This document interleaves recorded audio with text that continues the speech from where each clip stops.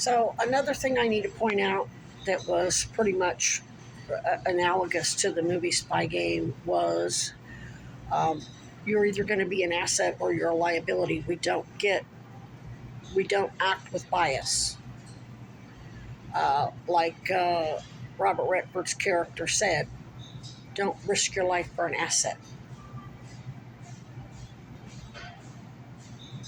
I'm not risking my life just because many people, good people here in Vermont and New York, have been assets to our ongoing JAG Pentagon investigation into the assassination of the Kennedys.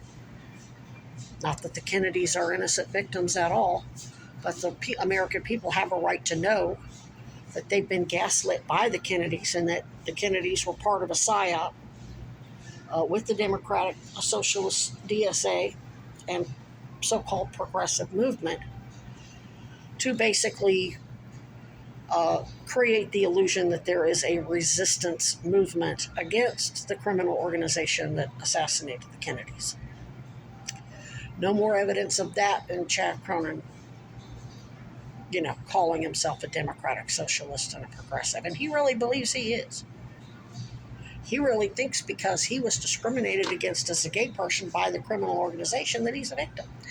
Same with Virginia Piper. She really thinks because John McCain mistreated her, after he divorced her because she gained weight, number one, because she was pregnant, and because she had the car accident, had a broken hip, that she said, oh, I'm just a horrible victim of domestic violence, and I'm a radical advocate for persons with disabilities and women and trafficking victims. No, bitch. No. No, you're not.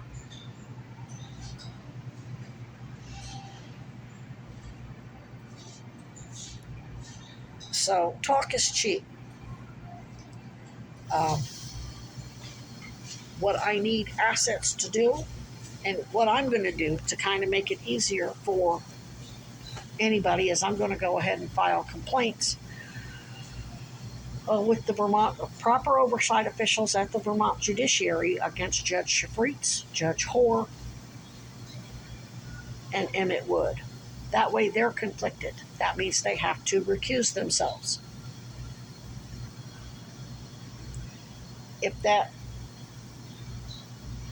no trespass eviction disguised as a no trespass, victim tampering and evidence tampering and obstruction of justice disguised as a no trespass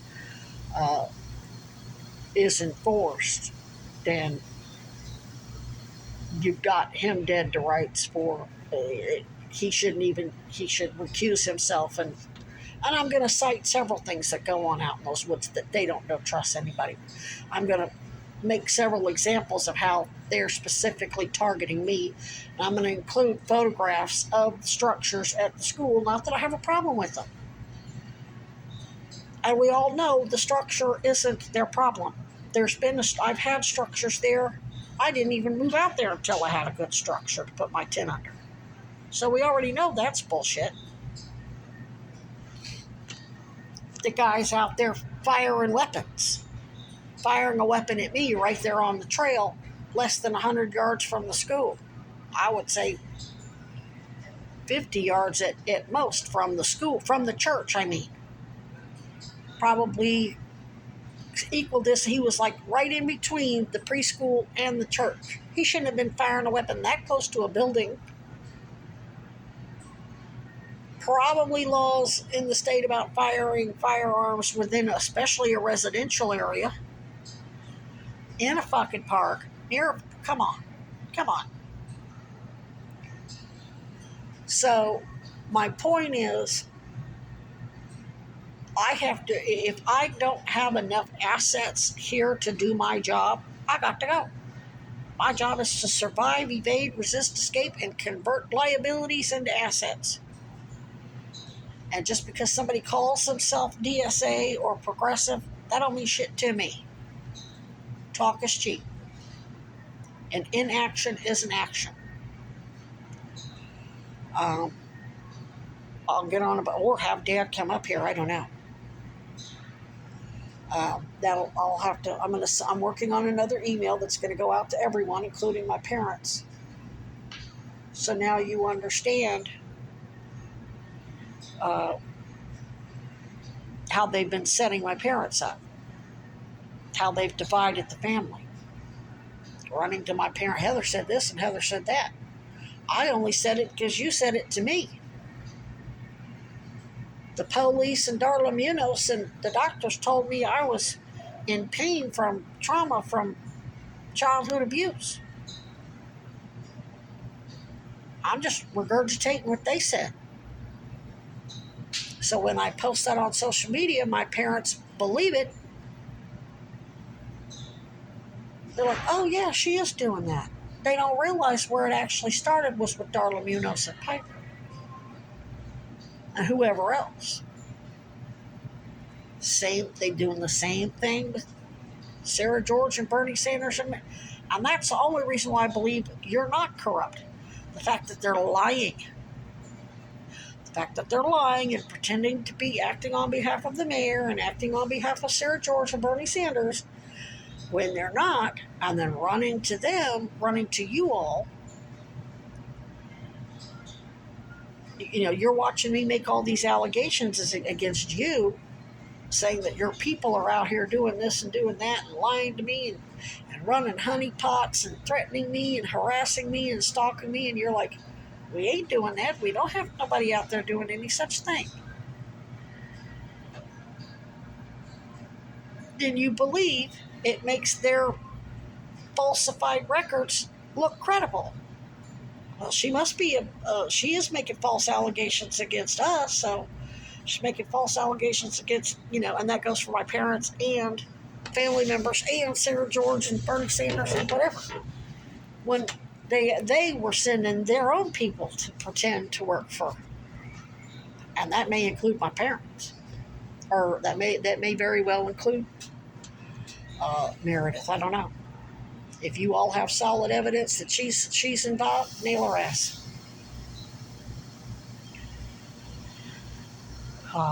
They've had 13 years to go public with this shit. And that's why another reason why we need secure communication. I'm going to be making excuses for guilty people and hurling allegations at innocent people, so nobody really knows what's going on. Nobody's going to know who I'm going to name and how I'm going to write my victim's impact statement until I'm deposed. So almost everything is smoke and mirrors, but I'm telling you now so that we can move forward. Everybody can make whatever decisions they need to make if they need to keep utilizing me as an investigator. You're not using me, I'm using you. I ultimately answer to my father and his team, who my mother's been trying to obstruct and her family's been trying to obstruct for years. So this is operation, I don't know what the hell you'd call it. Operation, that's related to the Kennedy assassinations. Call it Operation Kennedy Expose, exposing them as, Mossad assets too, regardless of whatever shit he talks. Robert F. Kennedy Jr. talks. The fact that he was dealing drugs and using drugs shows he's just as much a part of the Iran-Contra shit as everybody else.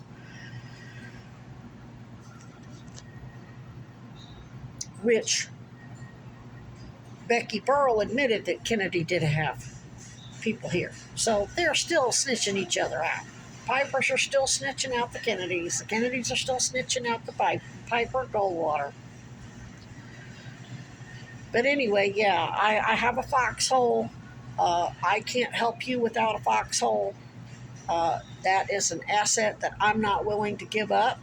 My raccoons are not assets that I'm willing to give up. There are no human assets here that I'm aware of. I never made any human connections here. Did I meet a lot of nice people? You bet. But the percentage of decent people who are willing to help pales in comparison. I mean, it's just such a small, minuscule number that it's basically, this is the most toxic, disgusting state in the Union. This is Israel 2.0. I hate to tell you. That's just going to be a fact. That's just going to be nothing is going to change that. It doesn't matter what Sarah George or Mulvaney Stanek or the state police or Hochul does here on out.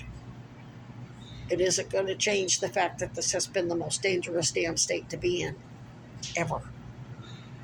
I don't want to hear about it. It's a small town. So was Columbia, Missouri. So was Prescott, Arizona. They were smaller. Actually, maybe not. Well, I guess this is about half their size, but still. It's pretty bad when you're more toxic than Columbia, Missouri, that's in basically in the book Rebels on the Border about slavery in Little Dixie area, Missouri, which is where I grew up, and the Kentucky Bluegrass area, that says very clearly that, here we go again,